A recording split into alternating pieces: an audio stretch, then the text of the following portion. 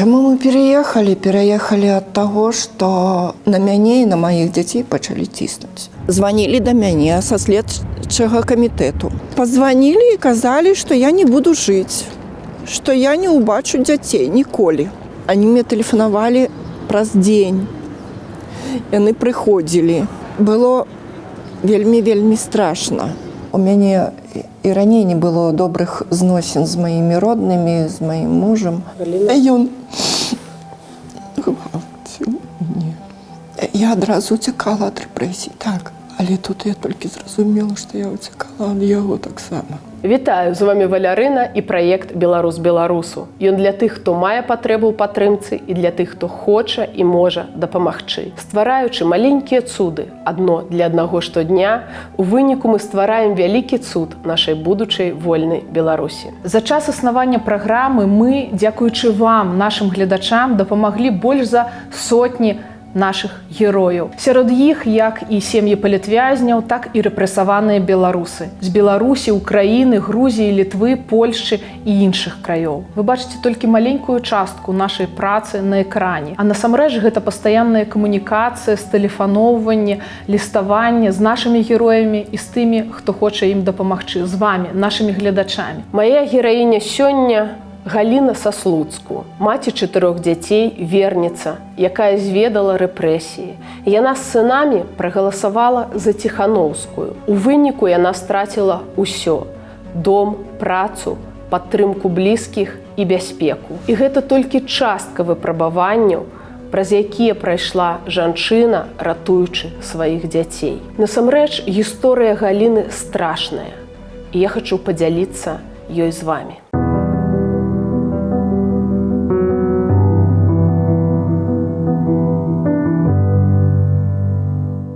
Я жила в Беларусі, у Слуцку, разам з мужем і 4 дзяцей з намі былі. Віктор, старэйшы сын, сярэдні сын Алексей, ён вельмі такі, як моя Марыся кажа, квятушак. Бо ён сапраўды такі якісь цёплы. Але ён заікаецца, вельмі моцна заікаецца. І з 2010 году до 2012 былі праблемы у маёй Марысі, у ёй была эпілепсія.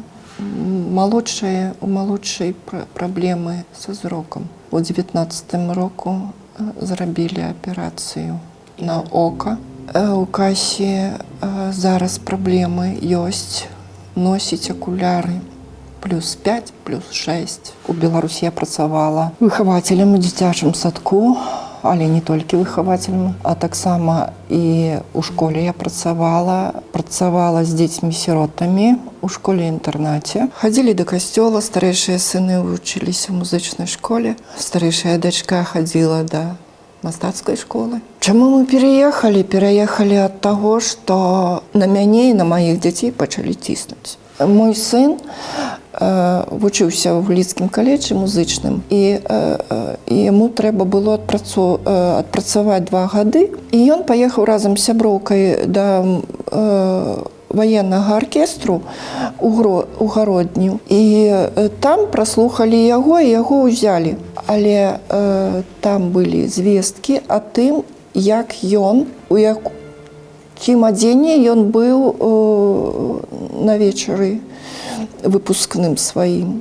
Ён быў у вышыванай кашулі, вышыванке, у белых бруках і ў белых туфлях.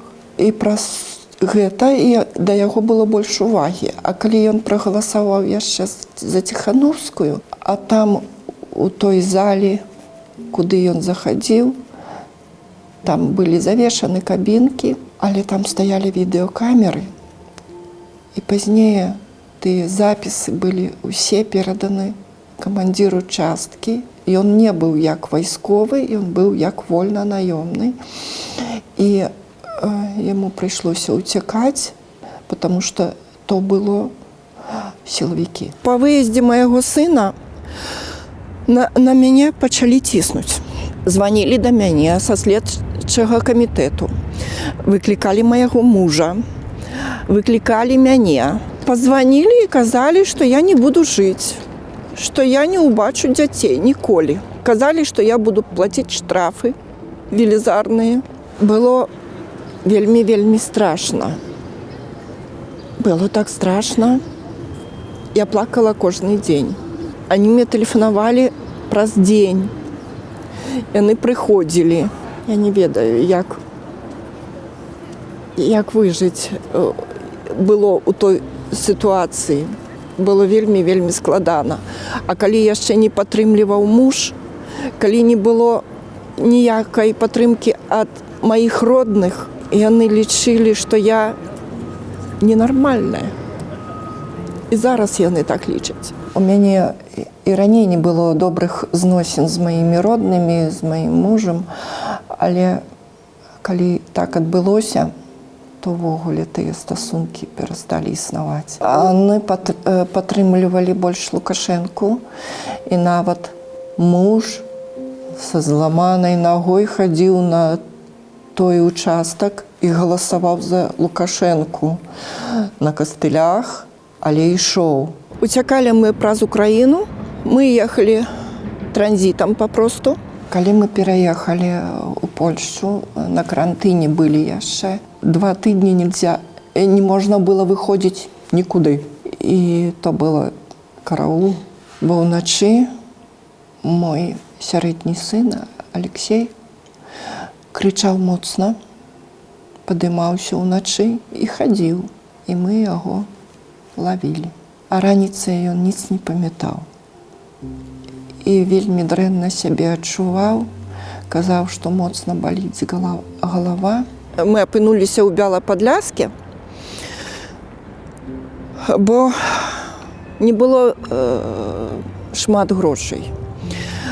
Я хацела выехаць кудысьці далей ад мяжы, бо я баялася. Але чакала яшчэ мужа. Думала, што ён яшчэ да нас прыедзе. Але пазней ён пачаў абражаць мяне. У мяне сродку ўсё аж трасецца. І калі я ўспамінаю то, што было там, то не было добра. Паміж таго, што быў касцёл, там было добра. Але маё жыццё вдому было недобра. Муж так бывало крычаў, што мне прыходзілася хаваць нажы. Ад таго маёй Марысі была эпілепсія. Я адразу уцякала ад рэпрэсій, так. Але тут я толькі зразумела, што я уцякала ад яго таксама. Я 2 раза мяне біў. Не быў сіняк пад вокам. Тады я нікому ніц не казала, але людзі заўважылі. Пазней яшчэ ён так даў мне па вуху, што ў мяне перапонка лопнула. Я разумею, што я ёсць жана яго, але так рабіць не патрэбна было. Ён гвалціў мяне.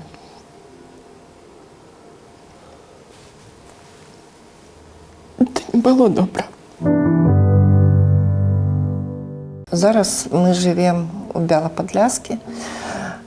Працую у рэстаўрацыі, але зарабляю не вельмі шмат. Старэйшы сын працуе на дрэваапрацоўчай вытворчасці, і ён нас усіх утрымлівае, спрабуе утрымаць. Мы бы вельмі хацелі пераехаць у Люблін, бо мы змаглі б там, па-першае, знайсці працу. Дзеці старэйшыя здзейснілі бы свае мары, пашлі бы вучыцца, куды яны хочуць. І таксама і працаваць, больш мажлівасцей было б. І праблемы па здароўю вырашылі бы. Бо там ёсць спецыялісты. Я бы вельмі была б удзячна, калі б мне дапамаглі з пераездам у Люблін. На першы час, каб знайсці месца для нас. Можа, хтосьці паможа з працай таксама. Цяпер я вучуся у паліцыйнай школе. Летам скончу на тэрапеўта заняццёвага. Гэта такія людзі, якія займаюцца непаўнаспраўнымі асобамі з сіндромам Дауна, з аўтыстамі.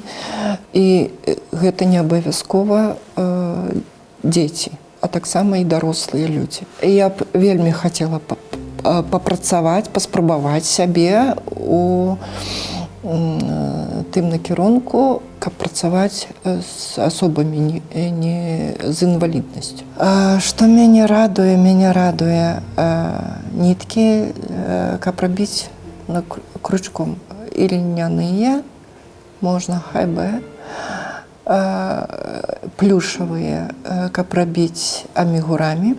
Люблю вельмі маляваць. Для таго мне патрэбны добрыя аркушы, а не такія грубыя акварэльныя аркушы. І фарбы акрылавыя ці пастэль масляная. Яшчэ я раблю прыгожыя рэчы крючком. То можа быць сурвэткі, чи брусікі невялікія, чи можа штосьці інае. І ёсць таксама такая тэхніка амігурамі. Я таксама ёй валодаю.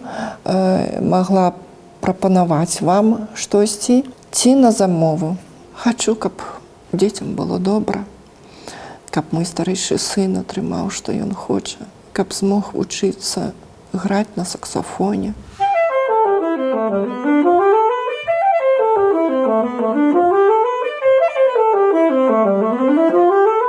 Каб ён прадоўжыў вучыцца, каб ён змог купіць сабе саксафон, які хоча. Хачу, каб здзейсніліся мары майго сярэдняга сына, чтоб он змог паехаць на тыя конкурсы да Італіі.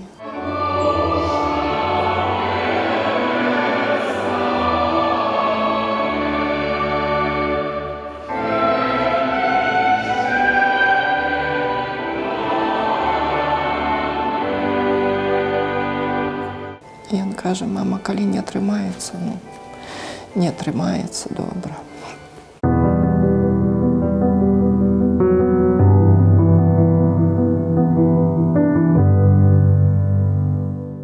Гэтая жанчына перажыла тое, што не мусіць перажываць ніводны чалавек у свеце. Цяпер Галіна разам з дзецьмі знаходзіцца ў Белай Падляшцы. Яна марыць пераехаць у Люблін, каб пачаць новае жыццё. Шчыра кажучы, сям'і прыдасца любая вашая падтрымка. У першую чаргу фінансавая. Магчыма, нехта можа дапамагчы жытлом у Любліне альбо працай. Галіна можа займацца з дзеткамі з непаўнаспраўнасцю, быць няняй, а насамрэч яна адкрытая для любых прапановаў. Таксама неабходная медыцынская дапамога яе дзеткам і псіхатэрапеўт для самой нашай гераіняй. А калі нехта хоча набыць яе цудоўныя вырабы альбо зрабіць замову, можна ліставаць да нас па ўсіх гэтых пытаннях з любога пункту свету, публічна альбо ананімна. А галоўнае, памятайце, беларус беларусу, любоў, падтрымка і перамога. Дзе мы разам, там і радзіма.